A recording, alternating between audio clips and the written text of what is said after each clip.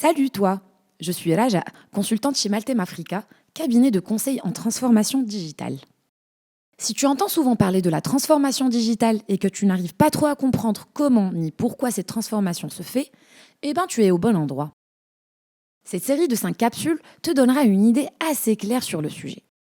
Les espèces qui survivent ne sont pas les espèces les plus fortes ni les plus intelligentes, mais celles qui s'adaptent le plus au changement.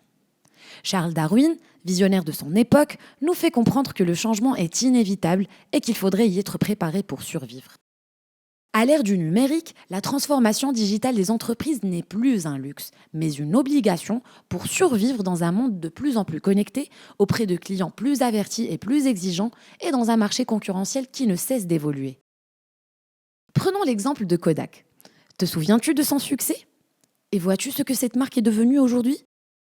Eh oui, cet ancien leader de photographie argentique, qui détenait 90% de parts de marché, s'est reposé sur ses lauriers et a attendu que ses concurrents, Sony, Nikon, Canon, basculent sur le numérique pour se décider enfin à le faire. Ce retard et cette réticence au changement lui ont coûté une faillite en 2008, 128 ans après sa création.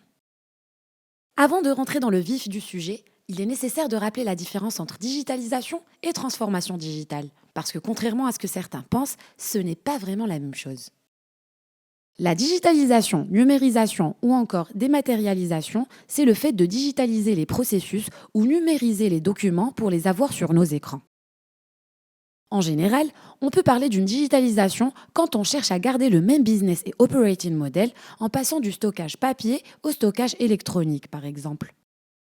Plusieurs processus sont amenés à changer ou à être supprimés pour laisser place à un ERP, des appareils connectés, une intelligence artificielle ou même un stockage de type cloud.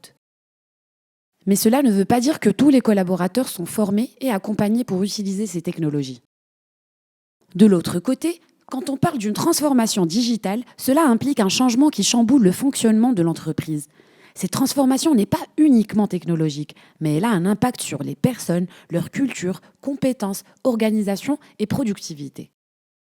En d'autres termes, la transformation digitale a un champ beaucoup plus vaste qui inclut la digitalisation.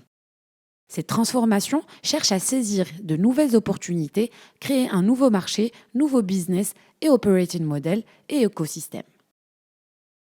Alors attention, pas toutes les transformations réussissent. Il y a des entreprises qui retournent à la case départ malgré leur bonne volonté.